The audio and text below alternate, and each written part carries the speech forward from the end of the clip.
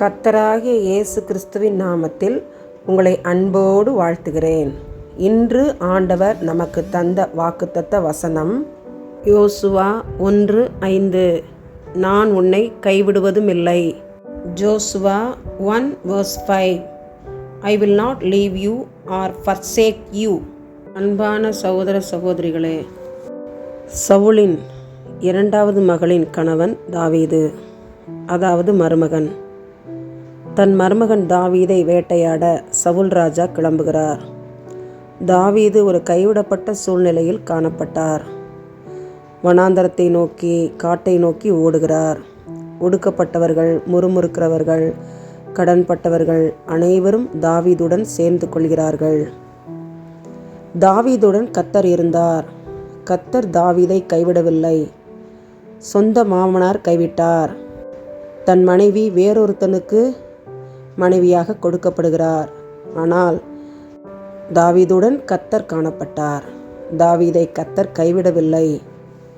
எல்லா சூழ்நிலையிலும் தாவீதுடன் இருந்து அருமையாய் வழிகாட்டி போதித்து நன்மையும் செம்மையுமான பாதையிலே தாவீதை நடத்துகிறார்.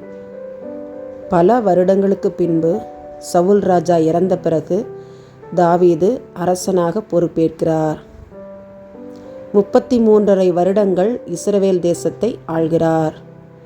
கர்த்தரின் மகா பெரிய கிருபை இதுவல்லவா?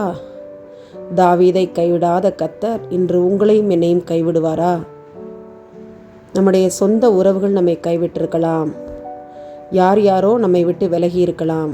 ஆனால் நம்முடன் 24 மணி நேரமும் உடன் இருந்து நம்மை கைவிடாதவராய் நமக்கு ஆலோசனை கொடுத்து நம்மை நடத்துகிற தேவன் நம் கர்த்தர் ஒருவர் மாத்திரமே என்பதை நாம் நிச்சயமாய் அறிந்து கொள்ள வேண்டும். கர்த்தரை சார்ந்து கொள்வோம். கர்த்தர் நம்மை கைவிட மாட்டார். ஆமென். எங்களை கைவிடாதவரே, பரமபிதாவே, பரிசுத்த ஆவியானவரே, தர்மியான ஜெப நேரத்துக்காக ஸ்தோத்திரம். சரீரத்தில் பலவீனத்தோடு நோய்களோடு கஷ்டப்படுகிற மக்களுக்காக ஜெபிக்கிறோம். பரிகாரியே, நீர் அவர்களை தொட்டு சுகப்படுத்தும். மருந்து மாத்திரைகளை உம்முடைய இரத்தமாக மாற்றி பூரண விடுதலையை தர வேண்டுமாய் ஜெபிக்கிறேன். உம்முடைய வசனத்தை அனுப்பி வியாதிப்பட்ட மக்களுக்கு சுகத்தை தர வேண்டுமாய் ஜெபிக்கிறேன். உம்முடைய ஆணி பாய்ந்த கரத்தை நீட்டி ஒவ்வொருவரையும் தொடும். சரீரத்திலே காணப்படுகிற உள் உறுப்புகளிலே காணப்படுகிற பலவீனங்களை நீர் நீக்கி போட வேண்டுமாய் ஜெபிக்கிறேன். உச்சம் தலைமுதல் உள்ளங்கால் வரை கல்வாரியிலே எங்களுக்காக அடிக்கப்பட்ட ஆட்டுக்குட்டியான இரத்தத்தை தெளிக்கும்படியாய் ஜெபிக்கிறேன். பூரண சுகத்தை தாரும். உம்மை நம்புகிற மக்களை கைவிடாதேயும். உம்முடைய கரத்தில் வியாதிப்பட்ட மக்களை ஒப்புக் கொடுக்கிறோம். சுகத்திற்காக கெஞ்சுகிறோம். பூரண சுகத்தை தாரும். இயேசுவின் மூலமாய் எங்கள் ஜெபங்களை ஏறெடுக்கிறோம். ஜீவனுள்ள எங்கள் நல்ல பிதாவே. ஆமேன், ஆமேன்.